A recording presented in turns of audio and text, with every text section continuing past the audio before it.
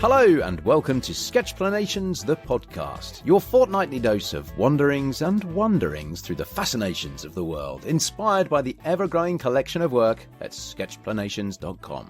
I'm engineer and broadcaster Rob Bell, and here with me once again is the creator of Sketchplanations, Jono, and entrepreneur and past winner of The Apprentice, Tom Pellereau. And I'm delighted to add to that list on this episode by welcoming Grant Snider. Grant is a celebrated and widely acknowledged cartoonist, illustrator and writer, and, let's not forget, skilled orthodontist. His works appear in numerous books and newspapers and right across the internet, and they are truly a sight to behold. Grant, Tommy, Jono, hello. Hello. Hi, great to be here. Grant, thank you so much for joining us on the podcast today. It is lovely to have you with us. Thank you, Rob. Yeah, I'm excited to talk to you again. I mean, when I listen to people talking, I listen to a lot of talk radio and podcasts. I enjoy picturing the scenario. So Jono, Tommy and I are all roughly in the London area. Can I ask where you're joining us from today? Yeah, so I'm right in the center of the United States in Wichita, Kansas. Lovely. And the first time I mention Kansas, people think of the Wizard of Oz. I think that's the worldwide cultural reference. But it is pretty windy today, so we'll make it through. And you know what? I don't know why, but I feel like Wichita is a town that like Brits have heard of. Probably don't really know where it is, but I feel like a lot of us have heard of it. We call ourselves the air capital of the world because I think that's where a lot of the aviation, small plane manufacturing started. So okay, I'm not sure if that's the reason or if there's some other more sinister reason Wichita's on the map. But I feel like there's a famous song. The White Stripes song talks about going to Wichita. So here we go. There's another cultural reference right there.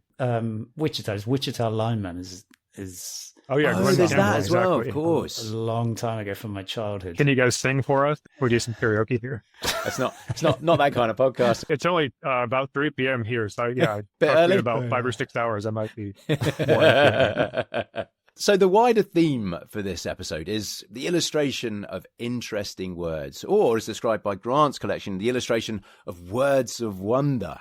And we've headlined the episode with Jono's sketch that defines and illustrates the word apricity, the feeling of the warmth of the sun in winter. And you should be able to see Jono's apricity sketchplanation up on your screens now as the artwork for this episode. And you can head to sketchplanations.com to see more like it that we'll probably bring up and discuss as we go along. But interestingly, Grant has also illustrated the word apricity, and I'll link to that as well at the very top of the episode notes so you can get a really good feel straight away for the style of Grant's handiwork, which, as I said, is just truly enjoyable and just wonderful to lose yourself in. And after looking at both of those, you really should have no doubt what the word apricity means. And it is this act of accompanying a word with an image or images that I'd love to explore in this podcast episode today, especially the kind of obscure, outdated, maybe sometimes esoteric words that maybe not everybody knows or uses that often. I certainly didn't know the word apricity before Jono had sketched it. So we'll talk about all that before finding out a bit more about Grant's work and his inspiration and motivation for the art he produces. So Grant, can we kick off by talking about your illustration of the word apricity? Can you remember where you first heard the word and what you liked about it enough to motivate a piece of art for it? I was like inspired to illustrate it because it's such like a poetic word. You walk outside, you feel the cold wind on your face. You look at the trees with no leaves, you see maybe a sad looking flock of geese going across the sky, but then you feel the warm sun on your face. There's like something, I guess, poetic about that. So that made me want to draw it. A lot of those words of wonder start when I'm sitting reading a book, maybe it's a book of poems or a novel, and I come across a word that like just jumps out at me. And I'm like, oh, I have to draw this. So I have my notebook sitting beside me. I sketch out the word, and usually touch it up and put it online with a group of other words. So what you talked about there, your words of wonder. This is a collection of illustrations that you've done in, would you call it a series or a collection? The words of wonder it's a series I've started about probably about a year or so ago. And I think I'm done maybe between 150 and 200 words. Yeah. And, wow. I'll keep going. Sometimes I do a bunch in a week and don't look at them for a while. Other times I'm really motivated to do them, but it's really fun to just kind of illuminate my reading by jotting down these words and then seeing if I could put an interesting image to go with them later on. Yeah, lovely. Because in my intro, I talked about obscure, outdated, and maybe sometimes esoteric words. But you introduced another phenomenon of newly coined words as well, which is perhaps why many people possibly haven't heard of. Yeah, I've put a few newly coined words without knowing that they were actually not officially, Webster's dictionary words. And then, of course, once you place that on the internet, you're going to have a handful of people setting you straight. But I kind of I acted like I meant to do that, basically. So I try to make them at least words that have some use, so maybe it's something that hasn't been used very commonly since it was put down into print, but I don't want it to be completely irrelevant. I want it to be like a word that somebody can take and be like, oh, I can, use this in conversation to impress my friend, or put it in a story, or maybe write a poem with it. Something that's going to have life after putting it on a Words of Wonder illustration. I mean, my wife and I get so much enjoyment of noticing to each other when we're feeling apricity. And once you have that word for it, it's perfect. You start noticing it everywhere, right? Yeah, you do. But there's not an opportunity that we let go by without using that word out loud to each other, because there is that enjoyment. And even though we've done it time and again, we are still showing off to each other. Oh, look at the words we know. I think with apricity in particular, it's so lovely because if you're in the middle of winter, a bit of warm sun, a bit of beautiful day, it's just such a joy, like this rare joy, or it's like the turning of like, oh, spring's on the way. And so it just feels just right every time, doesn't it, to go, apricity. I just love it. I love apricity. I feel sorry for those people who live in sunny tropical climates where it's perfect all year round. Yeah. It gets very gray and not super rainy and not super sunny either here in Kansas in the winter. So, when you get those rare moments of sunshine, it's really enjoyable. Yeah, those poor people who never get to experience apricity. You just sit on the sandy beach all day. Yeah, you're right. I feel for them. So, Jono, why did you want to do your sketch about apricity? What was your motivation for that? I was asking myself the same thing. Like, why am I motivated to illustrate somewhat obscure words? And like Grant, it's not just apricity. I was looking back through, and we did an episode on Schadenfreude, and I've other ones like apophenia and things like that, where you're like, oh, this is an interesting concept, an interesting word that you don't use every time. And I think apricity in particular, because it is such a lovely thing, and I could just envision some nice scene which makes you feel good when you learn about it. And I think in general with Sketchplanations, whenever you have, whether it's a word or a concept, then you come across some situation in life, just as we were saying, and you can like apply this concept, or you can apply this word. So I feel like that's a nice one to do. I probably have not done a whole lot of really horrible words, let's say. I don't know why you'd want to do that, and maybe they wouldn't make such nice pictures to look at, but I feel like there's something nice about it. And it's definitely not just me, right? That I looked at I did one not too long ago called Snurdle, and I learned about it from somebody called Susie Dent, and she does like a word of the day on X and various social platforms. And people love it. People love learning about it. What is the definition of that word? Snurdle. Yeah. Snurdle is to sort of lie under the covers and hold off the day a little longer. So don't get up and do something, but just sort of stay under the covers. I'm just going to snurdle a little while longer, and that definitely suggests an interesting illustration to go with it as well. Yeah, right. I will link to all of these words and sketches that we. And I'm going to steal Snurdle for a future Words of Wonders. Oh, that's great. That is great. Apparently, Susie also said that snuzzle, snooge, and snurdle are all verbs for snuggling under the covers as though your life depended on it. Oh. Life depended on it. And there was apparently a Scottish word called herkle-durkle, and herkle-durkling is reveling in staying in bed long after you should have gotten up. I was surprised that so many of these words that jumped out at me were Scottish words. I don't know what I think about the language and the music of it, makes for amazing words. I've never visited there. I'd love to though. Looking through your collection, Grant, and I have a bit of a bone to pick with you about this, actually, because having been introduced to your work through the Apricity illustration, I saw the 3 others that you posted with it in that Substack, which was Gloaming, Petrichor, and Claggy. And then that took me onto the wider collection under the Words of Wonder title. And before I knew it, I'd lost a whole hour and I hadn't even got through them all. I mean, you obviously have a fascination with words. And I think I noted some that were definitions of types of rain. I think I'm right. And in the back of my mind, I have a trivial fact that the Scottish have, I'm going to say, about 60 different words for different types of rain, as I think the Icelandic do for different types of snow. That makes perfect sense. If you have this phenomena, you would know the details and the difference between these subtle types of rain. People in Kansas have 60 words for wind. Okay, so there you go. I need to illustrate some of those. Those poor San Diegans on the beach got so many words for lying in the sun, having a nice time. Tommy, did you know the word apricity before you saw Jono's sketch on it? And half the words I'm looking at here, I feel like they're made up. They were by somebody at some point, exactly. Yeah. Well, I suppose that's exactly the point, isn't it? Some of them reading through, my dyslexia really struggles to actually work out what the word, like, just too long.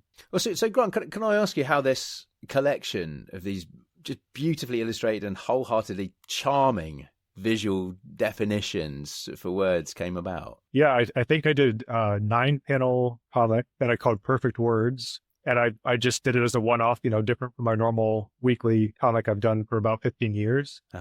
Thinking, this will be fun to do for once. And then people just started sharing it and, really got excited about it. So I was like, maybe I should do more of these. And of course, if you put something online and get a nice response, that's going to motivate you a little bit as the artist to make some more. So yeah, I kept running with it. Why do you think people enjoy this so much, this illustration of interesting words? Well, I think there's a portion of people who probably really enjoyed vocabulary words. Here in the United States, you have the SAT and the ACT, the standardized test where every high schooler has to learn all these obscure words they feel like they'll never learn outside of, use outside of the exam. Yeah. But I don't think that's most people. But when you see it outside of the context of, I have to know this for a test, when you see it with an interesting, colorful illustration, it becomes something like fun and interesting. It doesn't feel like forced schoolwork. So I think maybe it's, experiencing the joy of words outside of that, the rigors of the, academic system. Maybe that's part of it. I don't know. Maybe I'm reading into too much of that from my own experience. I did a test called the GRE. Oh, yes, I took that as well. To try and get into an American university. And the words that you had to learn on there, you had to, they give you a word and then you have to say which of the list that follows is a synonym of that word. If you don't know any of the words, including the original one, it's pure guesswork for me. Oh, yeah. Unsurprisingly, I did not get into the university I was after. Have you ever played, I think it was called Boulder Dash. You ever play that? I've never played. Boulder Dash was a fun game. It was kind of like it would give you some crazy word, which could be many of the words. I'm just looking at some of the ones Grant's done, like pellucid or Elysian or whatever, right? And they would give you the real definition of it, but then also people could make up definitions. Oh, that's good. And people had to vote, and if somebody picked your definition that you made up for the word, and it's really fun to do. And we also had, I remember, like maybe this was different in your family, Tom, but like we had a lot of word games at Christmas and stuff. My aunt taught classics, and so she was brilliant and very strong, and still is, on the etymology of words and where they came from, whether they came from the Greek or the Latin. And she could tell you, this part is from this and this bit means that, and you put them together. And then people were always trying to score points off each other in Scrabble or Boggle or something with obscure words. We had to rule out that you could search on the internet because, as you say, everything's on the internet, whether or not it's actually in a dictionary.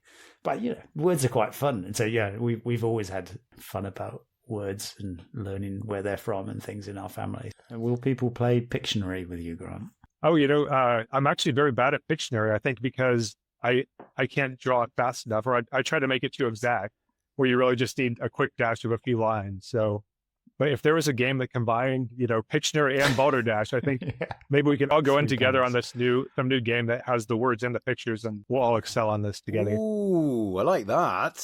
Just need some venture capital funding. Let's get it going. We need a name as well. We'll come back to that. We'll come back to Yeah. that. And are you always on the lookout then for new words, Grant? Because I noticed in a lot of the text around your posts and in your Substack newsletters, you reference poetry quite a lot as to where you've discovered new words. Yeah, so my previous children's book was a book called Poetry Comics, which is just what it sounds like.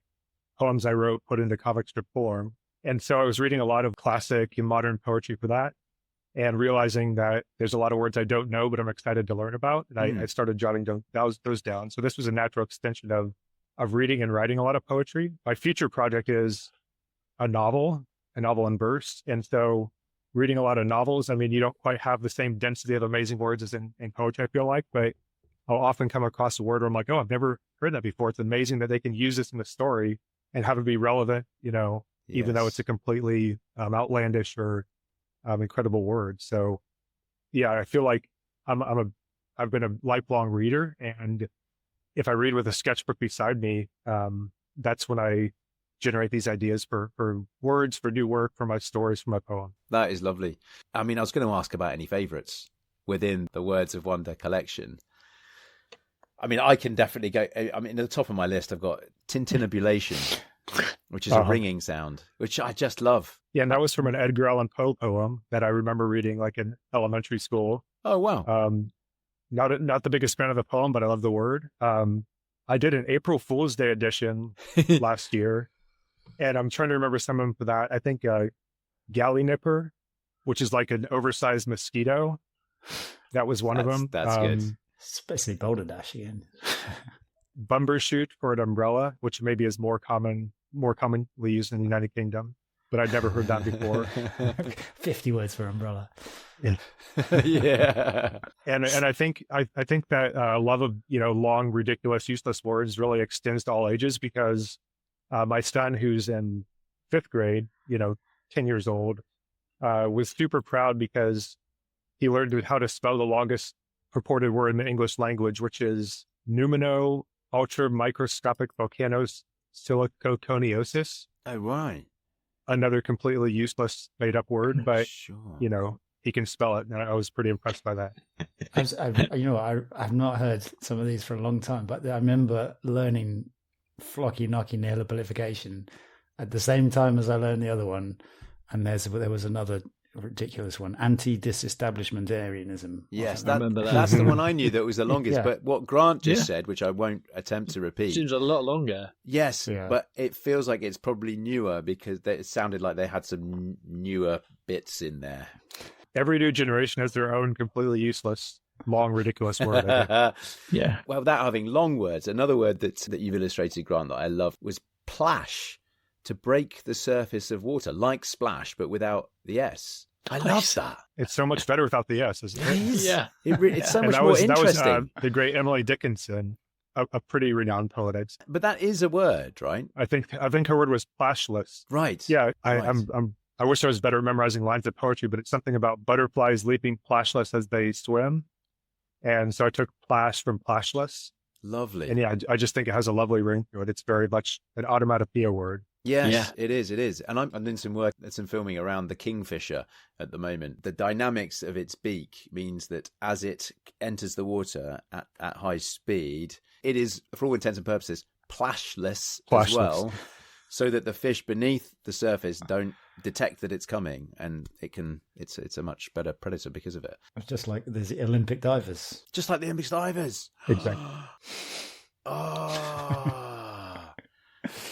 That reminds me, there was one word that also means, was another word for kingfisher, and I'm blanking on what this word is.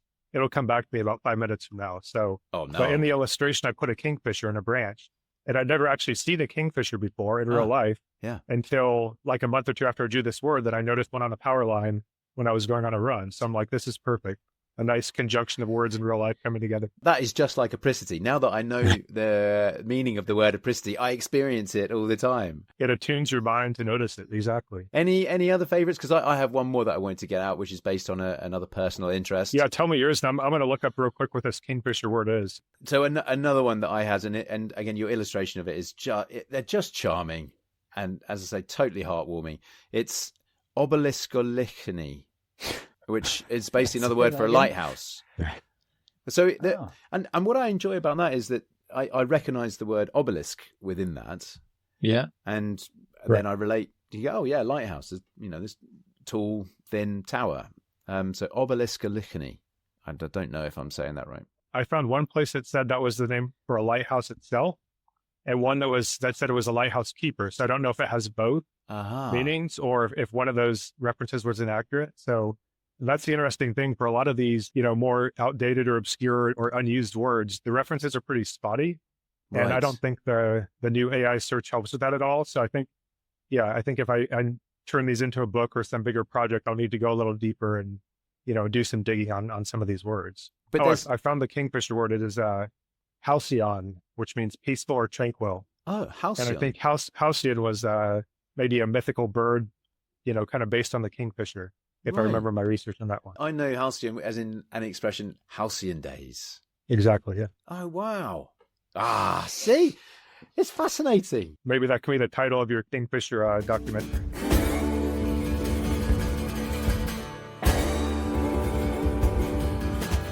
Not one of Grant's, but just because we might never come to it, as a more modern word was Greeble. And I don't know if you heard of Greeble before. Is this one you've done a sketch on, Jono? Yeah, and I don't know if it's in the dictionary, but it was, I think, made up by George Lucas.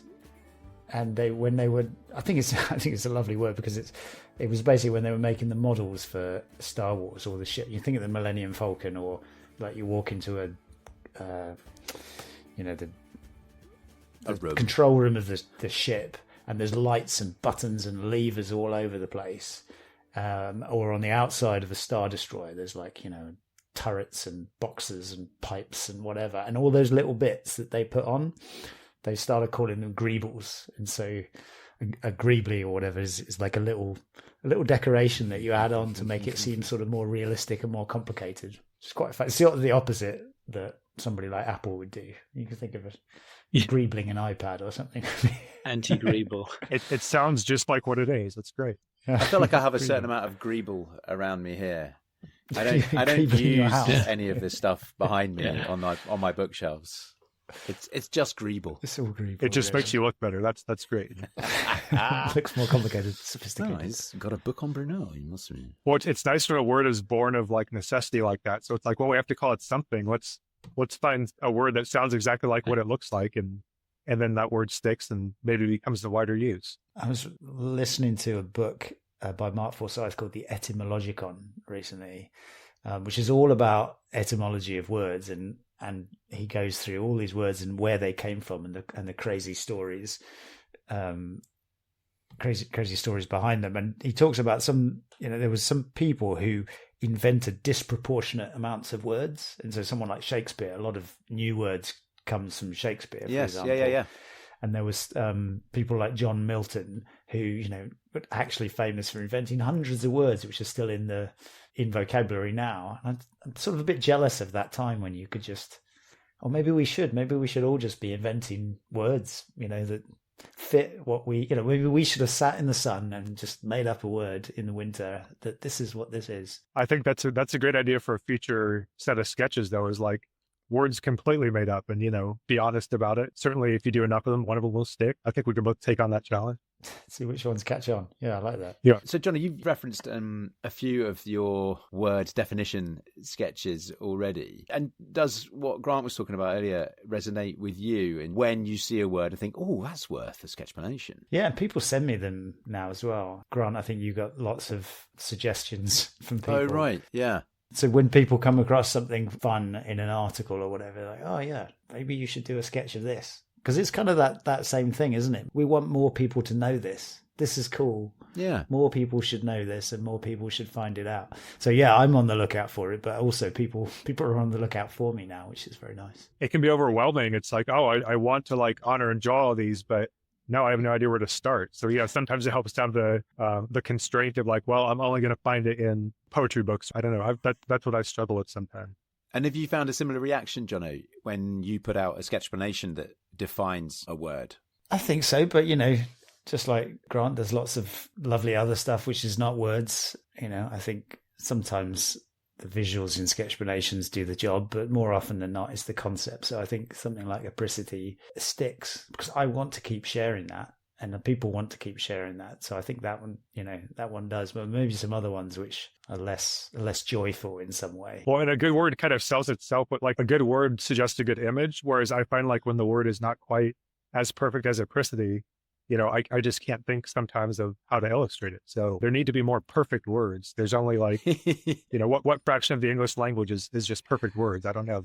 It's a small fraction of it. How do you define that perfection of a word? Completely subjectively.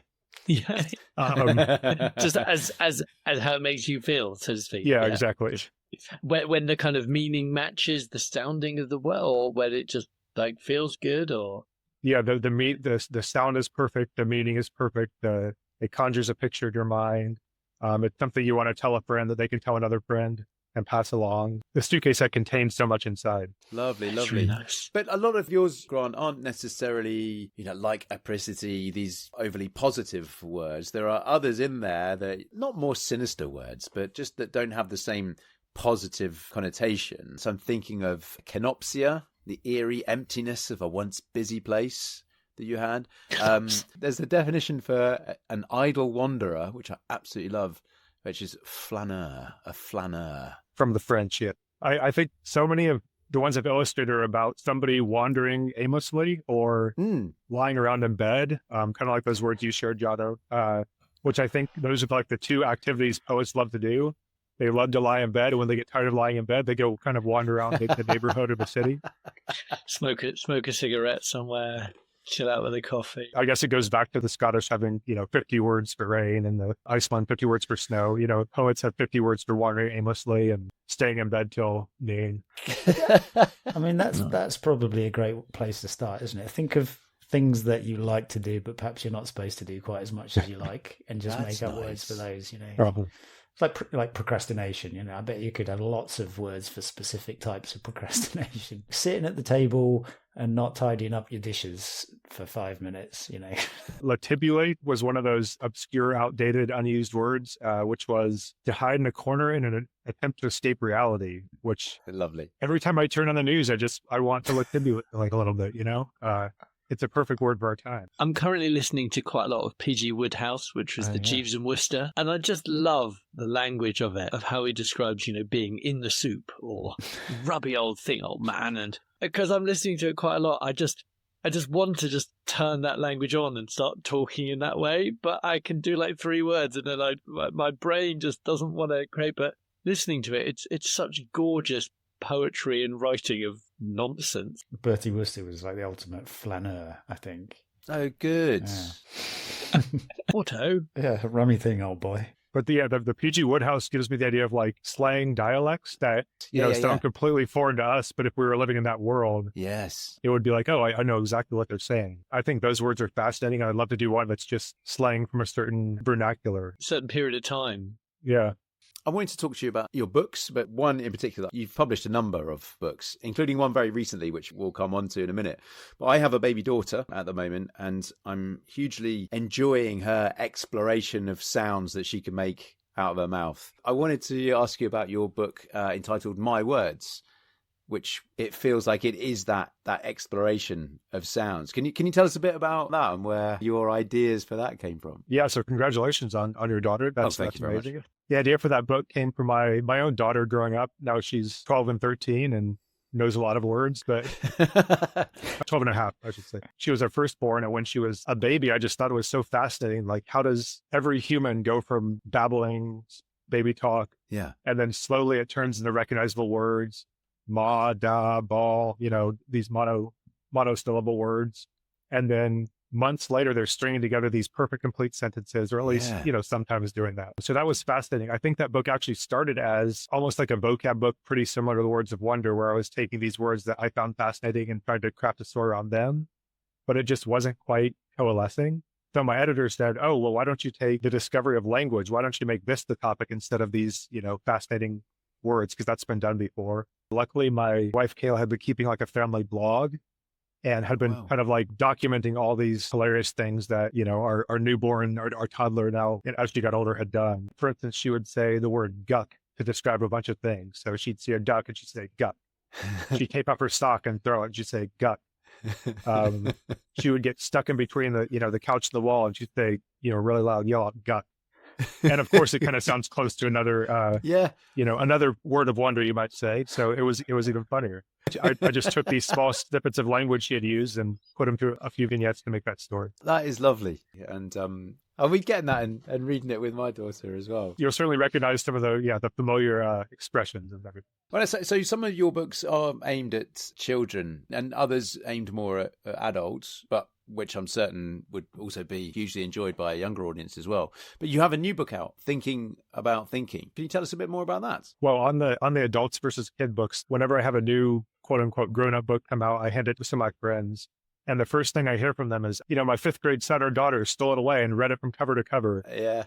And so I don't think I've heard from one of them that, oh, I really loved your book, Grant. It's always, oh, my son or daughter loved your book. So I think maybe I'm trying to make books for grownups, but I'm failing at it, which is not too bad, I guess. At least there's an audience and a devoted following there, no matter what age they are. But no kidding. Yeah, Thinking About Thinking is a collection of my 1 and 2 page comics, on the subject of internal life, thinking, feelings, creativity, brainstorming. Whenever I sit down to a blank page, I'm kind of turning the page back to myself and, looking at what I'm most interested in at the moment, what's going on in my head, and trying to capture that on paper and putting some humor into it, putting some color with it, hopefully telling a short story with it. Those comics are all an example of that process coming to life. And from what I've seen, it is a beautiful media to just get yourself thinking a little bit more. There's philosophy in there, there's some psychology in there as well, but very subtly presented in a way that I found myself thinking about things differently, inspired and catalyzed by your illustrations and by those cartoons. It's gorgeous. Mentioning philosophy and psychology, if you were to give me a textbook of those, it'd be difficult to read it. But if you sneak it in a comic strip, it's like, oh, that was fun. I feel a little bit smarter. I feel like I'm seen. I feel like my inner life's expressed a bit, and I enjoyed reading it. And it's fun for me to draw those as well. Just as we talked about earlier with the words, if you were given a list of these words to learn with their definitions, that's a bit dull. Maybe all my work is a rebellion against my many years of schooling. There's something in that, because it's really interesting, because I've had a similar reaction, and I didn't do my book and collection for kids, but a lot of people have sent me photos of their kids reading it, which is brilliant. Although I didn't make it for them. This can be for adults, and you can have pictures, and the pictures add to an adult book, but it also makes it accessible to kids. And I think that's when I look at so many of Grant's cartoons, and they make you think in a really nice way, but you've also really enjoyed looking at them. And I can totally imagine my kids enjoying looking at these too and getting it for whereas they wouldn't pick up the mini book of philosophy and sit through and read it. That's an interesting observation, Jono, because I wonder for more visually literate when we're younger, and as we're exposed to more just pure text, I wonder if our appetite or appreciation for that goes down, or maybe not. Maybe it's just that's the way that we're used to seeing adult books. But I do think there's a lot of room for novels or even nonfiction to include visuals, to include comics, to include graphics, sketches, and really improve the experience for the reader and make them enjoy it a lot more as well. Yeah, and it's not cheating. There was just books, right? But now you can listen to the podcast, you can listen to the audiobook, you can watch the video on YouTube. Yeah. And none of those are cheating. You're enjoying and learning it in all of those different it doesn't ways. Make the experience any lessened. I agree with that. Yeah. So at this point, I'm desperate to mention Calvin and Hobbes, which I read loads of as a kid. All the books I could possibly get my hands on. I read all of that as a kid. Now, when I go back to my mum and dad's house, where all the books are still on the bookshelves, I will always pick up Calvin and Hobbes and reread it with a whole different perspective on it, because as a kid, I was just enjoying Calvin with his toy bear going out on adventures. Now there's all the subtle jokes and the philosophy and psychology and whatever else you want to read into Calvin and Hobbes from Bill Watterson's work. It's all there. Do you have a favorite Calvin and Hobbes storyline or era or collection? Anything to do with snow and sledging, I absolutely love. Yeah. I think my favorite are when he and Hobbes are going on the wagon, going downhill. Great.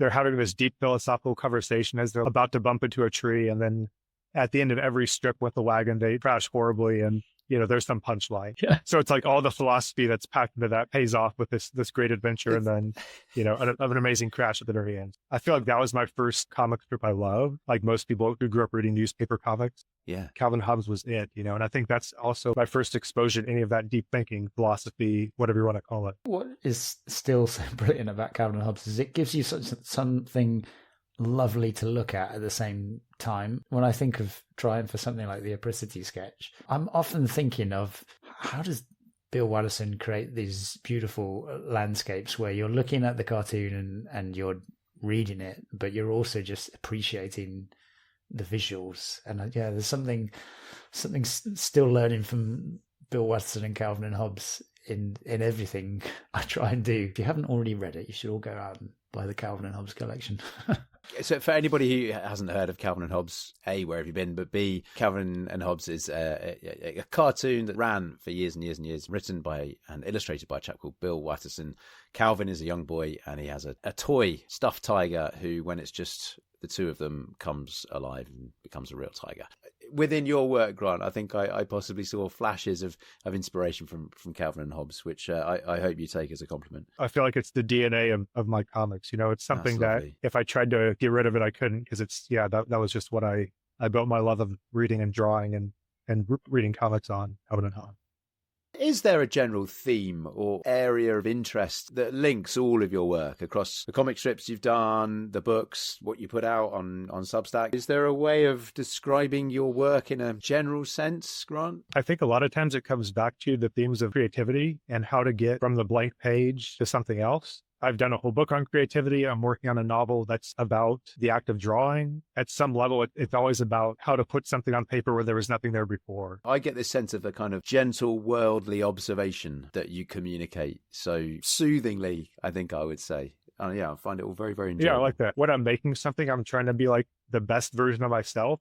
I think that's when I get the best response for me reading it, but also for sharing with other people. So listen, in the interest of time, before we round off, I'm going to ask if there's anything anyone would like to bring up or ask that we haven't discussed yet. I feel like Grant's got an incredible grasp of colour and almost created a unique sense of colour with your identity in quite a few. And I wonder if that's just a natural talent that just comes, or how long you think about colour. Yeah, I love that you made that observation. So when I was starting making comics, I did them in black and white. I wanted to be like an old-fashioned New Yorker cartoonist, with pen and ink and, watercolor washes. And I did that for a long time when I was drawing for a local newspaper. And one day the editor said, okay, we're moving your strip to Sunday. You're going to make it in color. And I had no idea how to do that. So over the course of the time that strip ran, I tried color, I learned, and pretty soon it became kind of like the lifeblood of what I was creating. But cool. I started out coloring very simply. So I'd have some black and white and then add like 2 or 3, colors to balance along with that.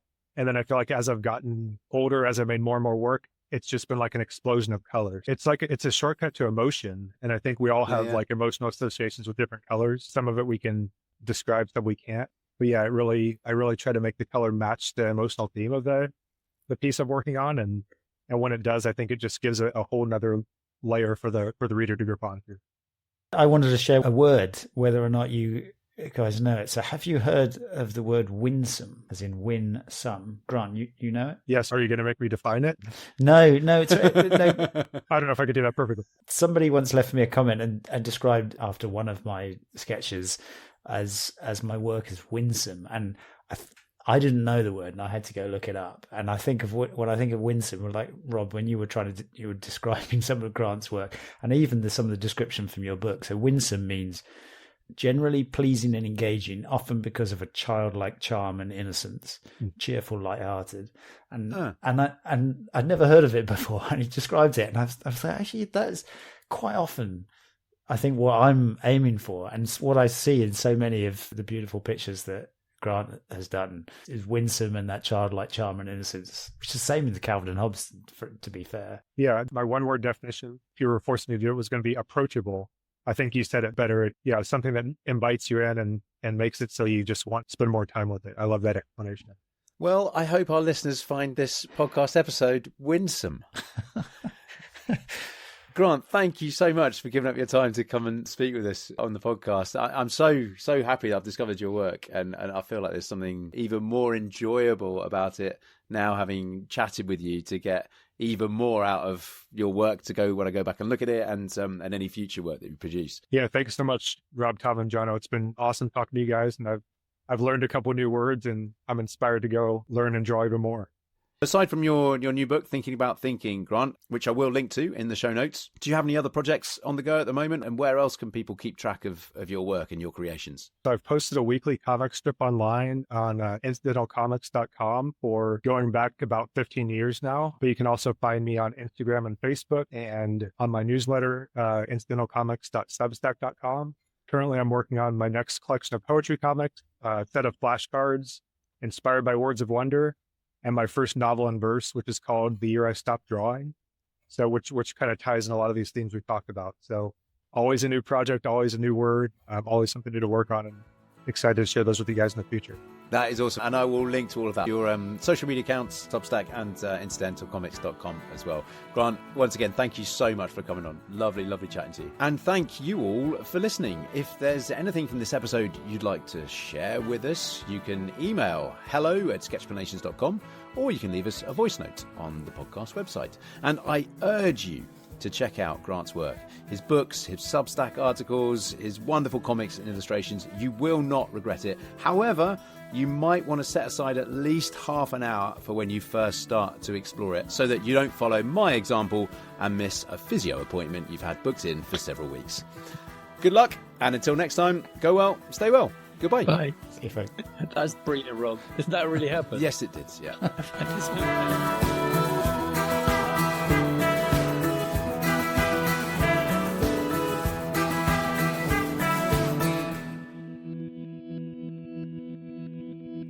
All music on this podcast series is provided by the very talented Frank Cinelli, and you can find many more tracks at frankcinelli.com.